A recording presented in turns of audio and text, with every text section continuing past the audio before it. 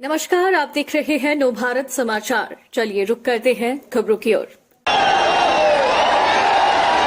बोलो भारत माता की।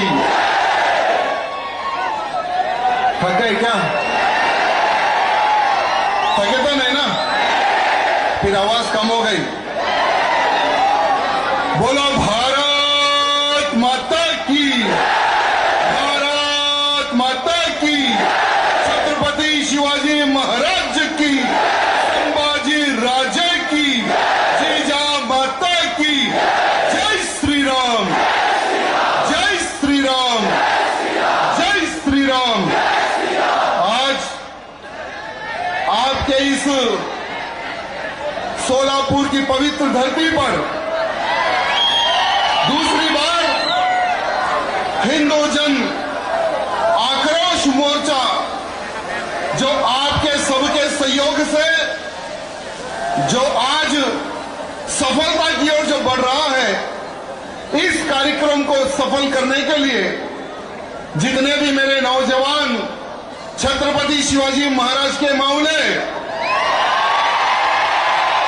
और हमारी माताएं बहनें इस कार्यक्रम को सफल बनाने के लिए आए हैं, मैं आप सबको हृदय से प्रणाम करता हूं, धन्यवाद प्रकट करता हूं। मित्रों, जब से मैं देख रहा था कि कार्यकर्ताओं में जोश है लेकिन होश नहीं है। कार्यकर्ताओं में बहुत जोश है। अगर मैं किसी पर्वत को बताऊं कि इस पर्वत को हटा दे, तो आप 2 सेकंड में उस पर्वत को हटा सकते हैं।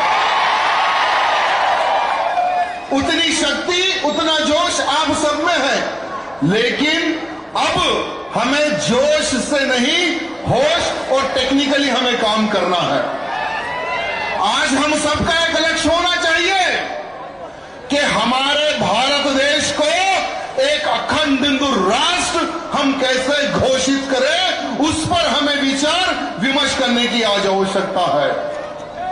हमारे इस महाराष्ट्र की पवित्र धरती पर जिस प्रकार से लव जिहाद, लैंड जिहाद, गौ हत्या एवं वक्फ बोर्ड का जो अत्याचार हमारे महाराष्ट्र में जो फैलते जा रहा है, इसको हम किस प्रकार से रोके, उस विषय पर हमें विचार विमर्श करने की आज आवश्यकता है। मैंने देखा है, जब जब मैं सोलापुर की इस पवित्र धरती पर आता हूं, मुझे बहुत प्यार इन नौजवानों द्वारा मिलता है। बहुत ही अच्छा संगठन देखने को मिलता है इस क्षेत्र में। लेकिन जब हमारा कोई कार्यक्रम होता है, जब कोई सभा होती है, जब हम सभा करने के बाद में जब चले जाते हैं, उसके बाद में कार्यकर्ताओं का जो खून है, जो जोश है, वो ठंडा हो जाता है। क्यों? इस विषय पर आप लोगों को विचार विमर्श करने की आवश्यकता है। आज इस आक्रोश मोर्चे का एक उद्देश्य है, सोए हुए हिंदू को जगाने का।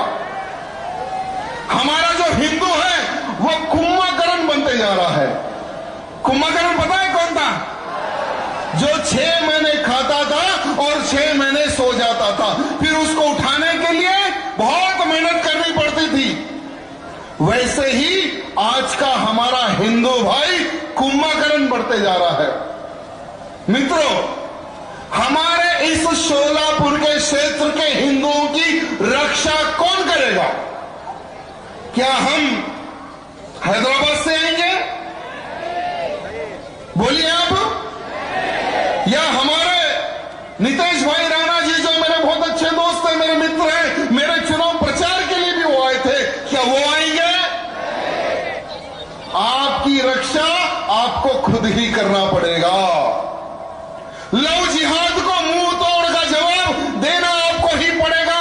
गौ मां की रक्षा आपको ही करनी पड़ेगी। वक्फ बोर्ड के नाम पर जो नोटिस भेजा जा रहा है, इन गद्दारों को जवाब आपको ही देना होगा, संगठित होकर।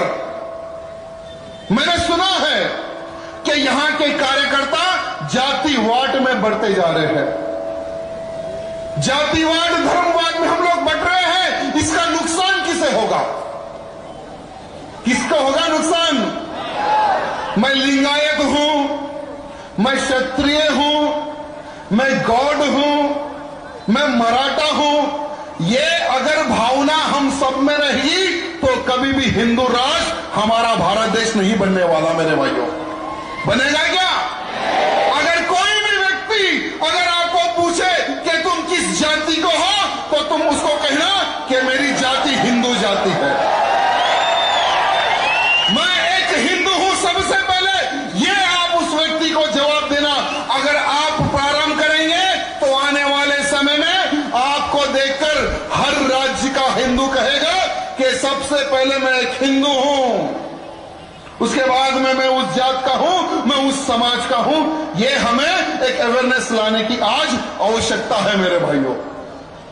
आज हमारे इस सोलापुर के ग्राम देवता सिद्धेश्वर महाराज जी, उस मठ को, उस मंदिर को वक्फ बोर्ड के लोग बताते हैं कि हमारा लैंड है।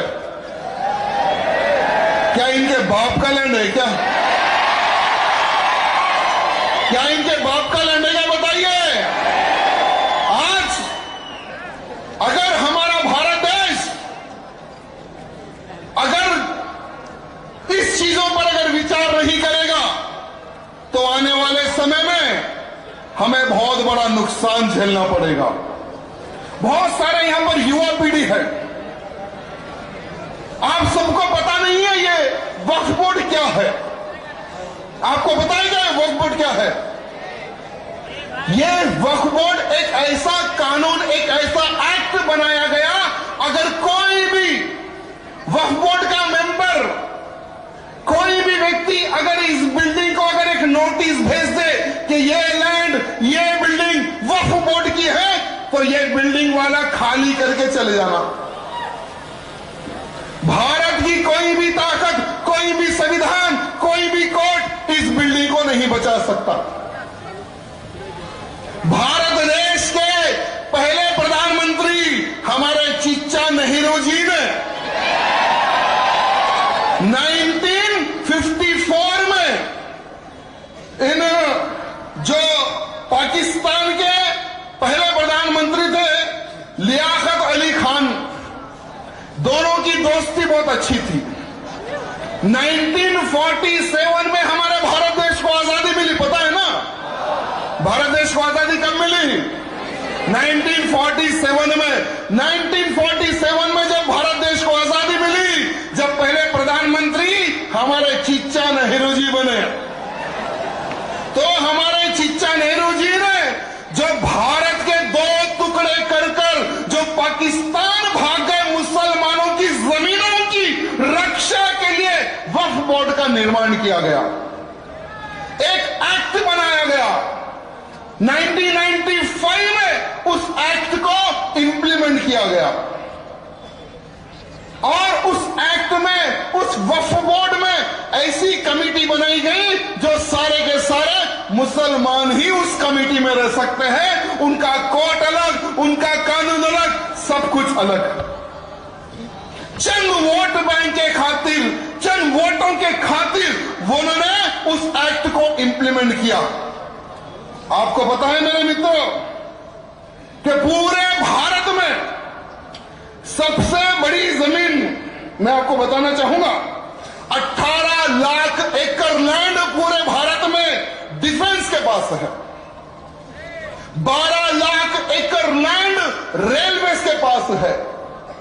लेकिन तीसरी अगर सबसे बड़ी अगर किसी के पास जमीन है वो वक्फ बोर्ड के पास है। कितनी है पता है जमीन? 10 लाख एकड़ लैंड, यानी 10 लाख एकड़ लैंड पर इनका कब्जा है। और ये लैंड कहां से आया, इसके ऊपर भी चर्चा करने की आज आवश्यकता है। 13 साल में, यानी 2009 में इनके पास सिर्फ 4 लाख एकड़ जमीन थी और 2022 आते आते इनके पास 10 लाख एकड़ से बढ़कर हो गई जमीन। 10 लाख से 10 लाख एकड़ मजाक नहीं है मेरे भाइयों, बहुत बड़ी जमीन होती है 10 लाख एकड़। और इस वक्फ बोर्ड के पास किस किस क्षेत्र में कहां पर कितनी कितनी जगह है वो भी मैं आपको बताना चाहूंगा। देश में वक्फ बोर्ड की खेती की जमीन 1,40,000 एकड़ पूरे देश में। देश में वक्फ बोर्ड की दरगाह, मजार, मकबरे की जमीन 33,000 एकड़। देश में वक्फ बोर्ड की जमीन, कब्रिस्तान की जमीन 1,50,000 एकड़ लैंड। देश में वक्फ बोर्ड का लैंड जो दुकानें होती है ना इनकी 1,06,801 दुकानें इनकी हैं। कितनी है? कितनी है? आप सोचिए, देश में वक्फ बोर्ड के जितने जो घर है ना, इनके कंट्रोलिंग में घर होते 90,000 घर है। देश में वक्फ बोर्ड की ईदगाह जो होती है ना, दरगाह और का जो कुछ कपड़ा वपड़ा डाल लेके वहां बैठ जाते हैं, 9,100 इनके पास जो दरगाह टाइप की जमीनें हैं। तमिलनाडु में एक मंदिर है मेरे भाइयों, प्राचीन मंदिर तमिलनाडु में, जो कि 1500 सालों से वहां पर हिंदू पूजा करता है, 1500 सालों से। और ये लोग उस जमीन के ऊपर दावा ठोक देते हैं कि ये जो मंदिर है ये वक्फ बोर्ड का लैंड है। मंदिर में पूजा बंद है, मंदिर में ताले गिर गए। साथ ही साथ दिल्ली, आपको पता है ना, दिल्ली जितना बड़ा स्टेट है उससे 2 गुना एक्स्ट्रा लैंड वक्फ बोर्ड के पास है। यानी 2 दिल्ली एक्स्ट्रा बनाए उतना लैंड इन वक्फ बोर्ड के पास है। अगर मैं केवल सिर्फ महाराष्ट्र की अगर बात करूं कि महाराष्ट्र में वक्फ बोर्ड का लैंड कितना है, तो सुनिए, पुणे में 9,013 यानी 9,300 एकड़ लैंड, नागपुर में 2,200 एकड़ लैंड, नासिक में 8,400 एकड़ लैंड, कोंडाना में 6,000 एकड़ लैंड और अमरावती में 2,800 एकड़ लैंड।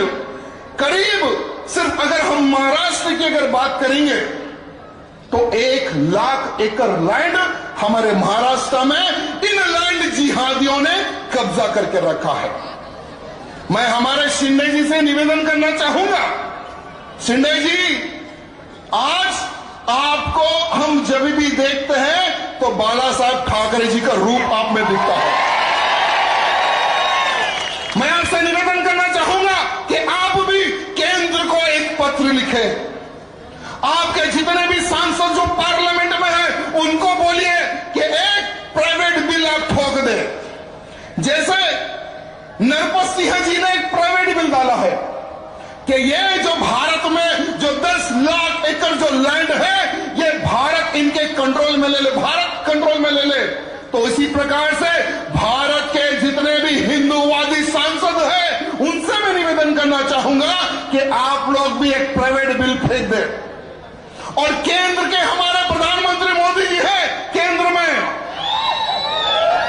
और उनको सभी लोगों को यह निवेदन करना है कि ये 10 लाख एकड़ लैंड केंद्र अपने कंट्रोल में लेकर जो पाकिस्तान से 15 लाख हिंदुओं को मार मार कर उनकी हत्या करके ट्रेनों में भरकर भारत भेजा गया, कश्मीर से कश्मीरी पंडितों को मार मार कर भगाया गया, आज भारत में यहां वहां पर बसे हुए हैं, उनके लिए प्रधानमंत्री आवास योजना के तहत घर बना के दे। जिन हिंदुओं को घर नहीं है उन हिंदुओं को घर बना के दे, कॉलेजेस बना के दे, हॉस्पिटल बना के दे, युवा पीढ़ी को स्पोर्ट्स के प्रति और जागरूकता पैदा करने के लिए बड़े बड़े स्टेडियम वहां पर बना के दे। ये हो सकता है ना? मोदी जी है तो सब मुमकिन है मेरे भाई, मोदी जी है तो सब मुमकिन है और ये होने वाला है, समझ के चलो, इसको कोई रोक नहीं सकेगा। साथ ही साथ हमारा एक मित्र बता रहे थे कि हमारे सोलापुर में एक क्षेत्र है, लगभग 250 गरीब मकान है, वहां पर इन्होंने दावा ठोक दिया कि ये लैंड वक्फ बोर्ड का लैंड है। आज दर बदर वो लोग भटक रहे हैं, उन लोगों पे दबाव डाला जा रहा है कि आप लोग हमारा धर्म कबूल लो तो हम आपको यहां पर रहने देंगे, नहीं तो आपको रहने नहीं देंगे। हमारे सोलापुर बिल्कुल बाजू की है, एकदम बगल में ही है, जहां पर इन्होंने नोटिस भेजकर सभी हिंदुओं को परेशान किया जा रहा है। साथ ही साथ हमारे पुणे में जो राजीव गांधी पार्क है 20 एकड़ का लैंड, लगभग 100 करोड़ रुपए का लैंड है, उसको इन्होंने वक्फ बोर्ड प्रॉपर्टी घोषित करने के लिए दबाव डालना स्टार्ट किया, उसको भी नोटिस भेज दिया है। जब पुणे की बात आई तो एक बहुत ही अफसोस घटना सुनने को मिली है। कल का मेरा प्रोग्राम था सासवाड़ा में, आज रात को मैं निकलने वाला था सासवाड़ा में, मुझे पता चला कि हमारे दोस्त की हत्या कर दी गई। जो शरद भाऊ जी है वो और मैं इसी प्रकार की एक धर्म सभा को हम लोगों ने संबोधित किया था शिरडी के श्रीरामपुर में। वो इंसान जो अपना पूरा जीवन देश के प्रति, धर्म के प्रति, गौ रक्षा में बिता दिया, वो इंसान जिसने जेल में एक आतंकवादी को उसकी सबक सिखाकर उसको वहीं पर 72 हुरों के पास पहुंचा दिया था, वो हमारे शरद भाऊ को धोखे से, हमारे ही कुछ चमचों को, हमारे कुछ गद्दारों को खरीद कर उनका कल मर्डर कर दिया गया। वो जो शरद भाऊ की जो धर्मपत्नी है वो भी एक हिंदूवादी है, वो भी आज इस मंच पर आने वाली थी, उनका भी मान सम्मान का कार्यक्रम था। हम सब लोग मिलकर शरद भाऊ की आत्मा को शांति के लिए प्रार्थना करना है और तुलजा भवानी माता से प्रार्थना करना है कि हे मां, शरद भाऊ को अपनी चरण में जगह दे दे और फिर से इस दुनिया में भेजो, क्योंकि उनका जो अधूरा काम था हिंदुत्व के प्रति वो और भी आगे काम कर सके, फिर कोई ना कोई किसी के भी घर में उनको फिर से जन्म दे, ये हमें मां से प्रार्थना करना है। इतिहास गवाह है मेरे भाइयों, इतिहास गवाह है कि हमारे हिंदुओं को तो हमारे हिंदुओं ने ही लूटा है। अरे दुश्मन तो दिखता है, लेकिन वो दुश्मन को हम कैसे पहचाने जो भगवा पहनकर पीछे चाकू लेकर खड़ा होता है। ऐसे गद्दारों को हमें पहचानना है मेरे भाइयों, और खास करके ऐसे नेताओं को हमें पहचानना है जब जब हिंदुओं को और हिंदू कार्यकर्ताओं पर कठिनाई आती है, जो नेता घर में चुप जाता है उसको सबक आप सब लोग मिलकर सिखाना है मेरे भाइयों। आज लव जिहाद के नाम पर क्या हमारी बहन बेटियों का बलात्कार नहीं हो रहा है क्या? लव जिहाद के नाम पर अपना धर्म बदलकर, झूठा कलवा पहनकर हमारी बहन बेटियों को फंसाकर बच्चा पैदा करने की मशीन बना रहे हैं लोग।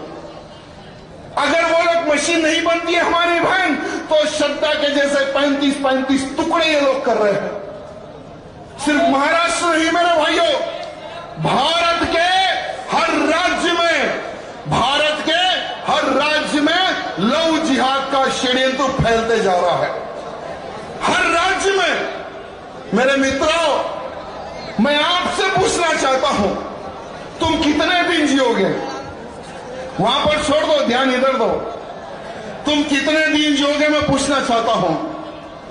जैसे मैं अभी 45 इयर्स का हूं और बहुत से बाद एक 20 साल जियूंगा या एक 25 साल जियूंगा मैं। हर इंसान को आज नहीं तो कल मरना है। कौन जिएगा 100 साल, 150 साल, 200 साल, लेकिन मित्रों जब तक तुम जिंदा हो देश और धर्म और समाज के लिए कुछ कर गुजर जाओ, ये मैं आप सबसे निवेदन करना चाहता हूं। अरे लव जिहादी कुत्तों को मुंह तोड़ जवाब दो, ये मैं आप सबसे निवेदन करना चाहता हूं। अरे हम कब तक खामोश बैठेंगे और कब तक रोते रहेंगे कि मेरी बहन चले गई उस मुल्ले के साथ, मेरी बहन चले गई उस लांडे के साथ। पुकारने से कुछ काम होने वाला नहीं है। पहले घर घर प्रचार करो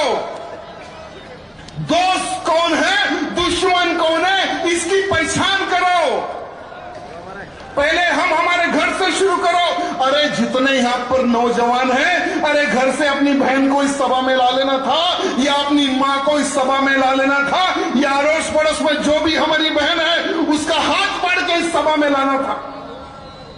हम लोग यही गलती करते हैं कि हमारी बहनों को हम लोग घर में बिठाते हैं और हम तो जय श्री राम का नारा लेकर बाहर आते हैं। नहीं मेरे मित्रों, कुछ बातें ऐसी होती है जो हम हमारी बहन और बेटी से हम बात नहीं कर सकते।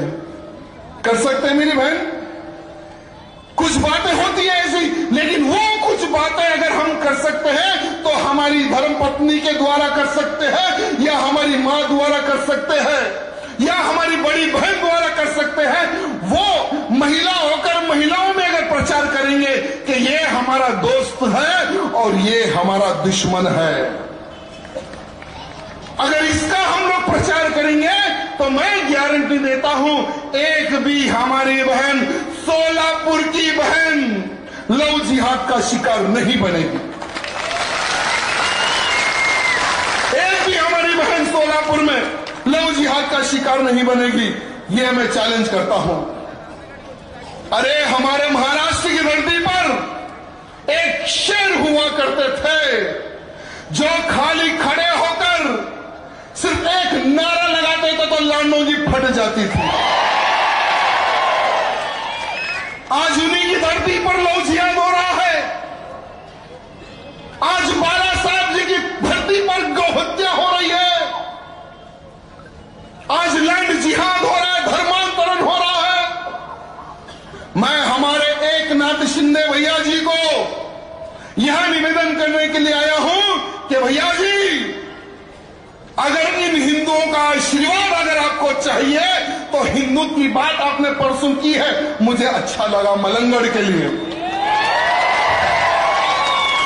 मच्छिंद्र नाथ जी की समाधि के ऊपर हरा कपड़ा डालकर ये कहते हैं कि हमारी दरगाह है।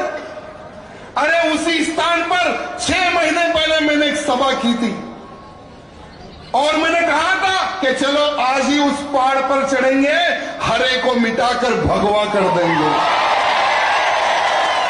तो हमारे पुलिस भाई सभी लोग आ गए, 100-200, नहीं सर आप नहीं जा सकते। तो मैंने कहा कि तुम मुझे आज रोक रहे हो, कल का दिन देख लेना। आज ये मेरे अकेले की आवाज है, आने वाले समय में पूरे महाराष्ट्र के हिंदुओं की आवाज होगी। और वही मलंगड़ के ऊपर जो मच्छिंद्र नाथ जी की समाधि है, मुख्यमंत्री जी ने बहुत अच्छी बात कही है, इसके लिए मैं उनको धन्यवाद प्रकट करता हूं। और हमारे मुख्यमंत्री से निवेदन करना चाहूंगा कि मुख्यमंत्री जी, इन लांडों के वोटों के चक्कर में मत जाइए। अरे आपका जो समय है ना, वो समय खर्च गौ मांस खाने वालों के पीछे ना दे, गौ रक्षा करने वालों के पीछे आप समय दें। मैं देखता हूं कि भारत की कौन सी ताकत होगी जो आपको हरा सकेगी। कोई आपको नहीं हरा सकेगा। अरे महाराष्ट्र का इतिहास है, महाराष्ट्र का एक इतिहास है जो हिंदुत्व की बात करता है, उसको ऊपर उठाकर रखता है। यह महाराष्ट्र का हिंदू है। शिंदे जी से निवेदन करना चाहूंगा कि भारत के हर वो हिंदू आज आपके तरफ देख रहा है, योगी आदित्यनाथ जी की तरफ देख रहा है और प्रधानमंत्री मोदी जी की तरफ देख रहा है। हमारे शिंदे जी से निवेदन करना चाहूंगा कि महीने या 2 महीने 6 महीने में एक बार हमारे योगी जी के पास जाकर चाय पर चर्चा करके आइए। योगी जी किस प्रकार से बुलडोजर चढ़वाते हैं इन लव जिहादों पर, ऐसे कुछ बुलडोजर आपको भी महाराष्ट्र के हर जिले में खरीद के रखना है आपको। या नहीं तो जहां जहां पर आपके आमदार है या खासदार है, सबको एक एक बुलडोजर गिफ्ट दे दो। जहां कहीं भी लैंड जिहाद होता है, जहां कहीं भी लव जिहाद होता है, जहां कहीं भी गौ माता की हत्या होती है, उस आमदार और उस खासदार को जेल ये ऑर्डर दे देना कि बेटा चढ़ जा लेकर बुलडोजर। फिर देखिए कि कहां पर कौन गौ माता को काटेगा। काटेगा क्या? होना चाहिए? या सिर्फ राजा सिंह की आवाज है या महाराष्ट्र के हर नौजवान की आवाज है? आप बताओ मेरे को। आप चाहते हो ना? चाहते हो ना? अरे 22 तारीख के दिन, 22 जनवरी के दिन क्या है? उस दिन क्या है? अरे भूतो ना भविष्य, हमने नहीं सोचा था कि अयोध्या में राम मंदिर बनते हुए देखेंगे। कई वर्षों से साधु संत, हमारे जैसे कई हिंदुवादी वक्ताएं ये मंचों के माध्यम से कहते थे कि लाठी गोली खाएंगे, मंदिर वही बनाएंगे। अरे 500 सालों का संघर्ष, 500 सालों का संघर्ष जो राम भक्तों का रहा, आज आसमान को छूने वाला भव्य राम मंदिर अयोध्या में बन रहा है। और 22 तारीख के दिन, 22 तारीख के दिन उस मंदिर का, राम मंदिर का उद्घाटन धूमधाम से होने वाला है। मेरे मित्रों, आप सबके पास अक्षत आया नहीं है? यहां पर भी 22 तारीख के दिन बहुत बड़ा कार्यक्रम रखा गया है। आप सब लोग उस कार्यक्रम में आपको जाना है, सम्मिलित होना है मेरे भाइयों। क्योंकि हम लोग कहते थे कि रामलला तो एक झांकी है, अब हमारे राम जी लला तो बैठ गए अयोध्या में, अब और दूसरे टारगेट पे हमें काम करना है मेरे भाइयों। अब मथुरा में भी जो कलंक लगा हुआ है, जो इल्लीगल जो ढांचा बना हुआ है ज्ञानवापी का, वो भी टूटने वाला है मेरे मित्रों। और काशी में कितने लोग हैं यहां पर काशी विश्वनाथ मंदिर के दर्शन करने के लिए? आप लोगों ने देखा होगा कि जब हम मंदिर के दर्शन करने जाते हैं तो एक विशाल नंदी भगवान एक मस्जिद के सामने बैठे हुए हैं। आप लोगों ने देखा होगा जहां कहीं भी हमारा पवित्र शिवलिंग होता है उसके सामने हमारे नंदी भगवान बैठते होते हैं। तो वहां पर भी हमारे ज्योतिर्लिंग को तोड़कर, मंदिर को तोड़कर वहां पर इल्लीगल रूप से एक ढांचा खड़ा किया गया। योगी जी ने एक बहुत अच्छी बात कही थी, मुझे याद है, कि अयोध्या में बाबर का ढांचा गिराने के लिए आए थे राम भक्त, उनके ऊपर मुलायम सिंह ने गोलियां चलाई थी। जिस दिन भी ये ढांचा गिराने के लिए कृष्ण भक्त आएंगे, मैं गोली नहीं, मैं फूल बरसाऊंगा, ये हमारा योगी आदित्यनाथ जी ने कहा है मेरे भाइयों।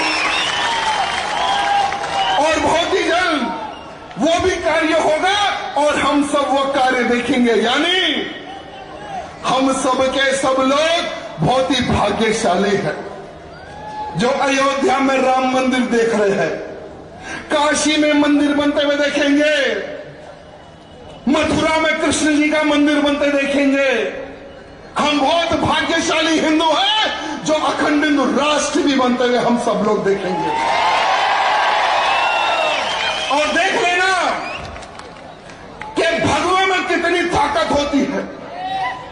जब जब भगवा खड़ा होता है, जब जब हिंदुत्व खड़ा होता है, तो सरकारों को झुककर हिंदुओं के पक्ष में निर्णय लेने के लिए वो लोग मजबूर हो जाते हैं। ये होता है हिंदुओं में संगठन मेरे भाइयों।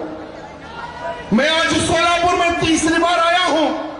हर बार कार्यकर्ताओं को एक मैसेज देता हूं, एक काम देकर जाता हूं। आज भी एक काम आपको देकर जाऊंगा मैं, करोगे? पक्का?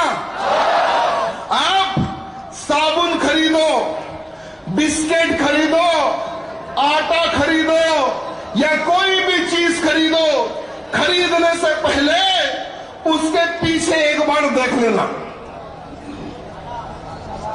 क्या देखना है उसके पीछे? हलाल सर्टिफाइड कहीं पर ये लिखा हुआ है क्या? ये चीज देखना आपको। अगर हलाल सर्टिफाइड या हलाल का अगर ट्रेड मार्क रहा तो वो उठाकर उस दुकान वाले के मुंह पे मार देना। अब देखिए ये हलाल क्या चीज है?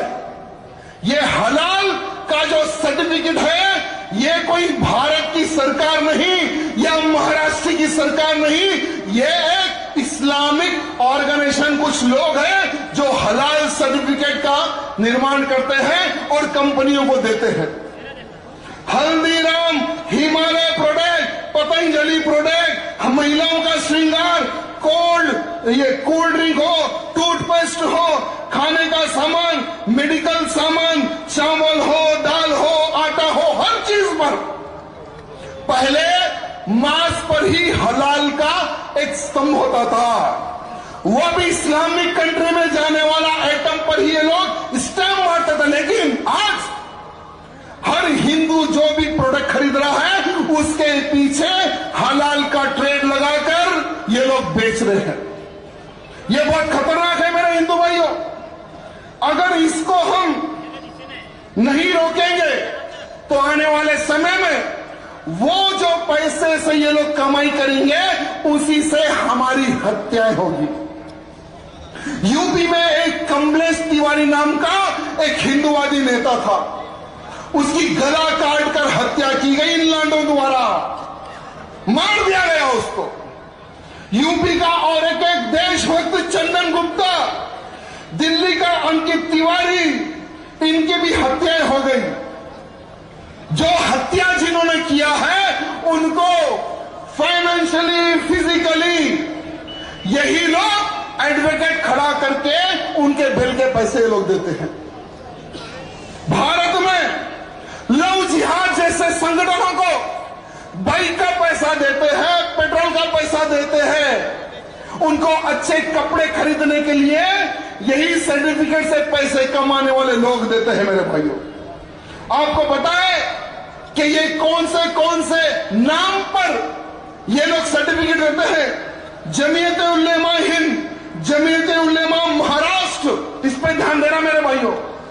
जमीयत उलेमाए महाराष्ट्र, हलाल सर्टिफिकेशन इंडिया, ये सब के सब इलीगल रूप से हमारे भारत में सर्टिफिकेट के नाम पर स्टैम्प लगाकर लाखों करोड़ रुपए लोग कमा रहे हैं।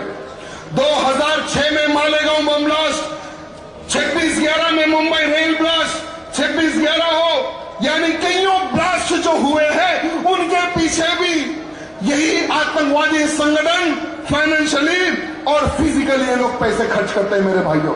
इसीलिए हमारी मौत का सामान हमें नहीं लेना है मेरे भाइयों, हमारी मौत का सामान हमें नहीं लेना है। इसलिए कोई भी चीज खरीदो, एक बार उसको देखो, समझो, उसके बाद में ही खरीदो।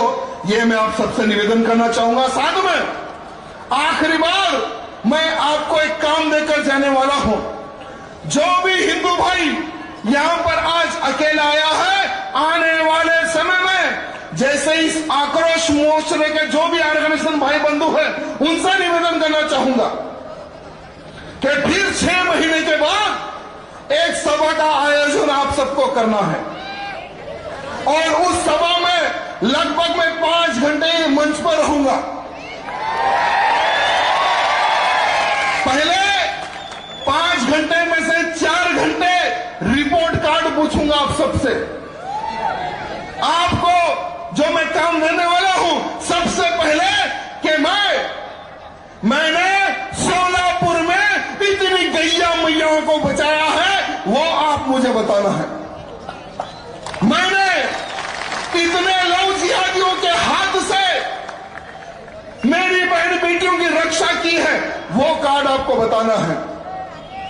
मैंने लैंड जिहादियों से इतने लैंड को, इतने हिंदुओं के लैंड को मैंने सुरक्षित किया है, वो आप सबको बताना है। मैंने लव जिहाद के नाम पर घूमने वाले लांडों को इतने फोड़े हैं, ये मुझे आप बताना है।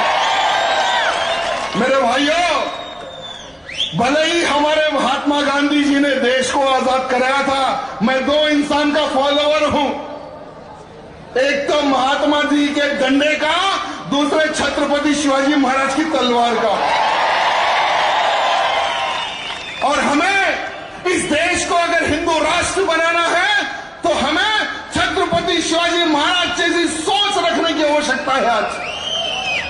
अगर मैं छत्रपति शिवाजी महाराज का मौला हूं, ये भावना अगर आप में आएगी, मैं चैलेंज करता हूं मेरे भाइयों, आने वाले समय में हमारी आवश्यकता आपके इस सोलापुर को नहीं पड़ेगी, क्योंकि आप ऐसा कोई मौका नहीं देंगे कि हमें यहां आकर यह बोलना पड़े कि यहां पर लव जिहाद हो रहा है, यहां पर लैंड जिहाद हो रहा है, यहां पर गौ हत्या हो रही है। यह बोलने के लिए आप लोग हमें मौका नहीं देंगे। पक्का है ना?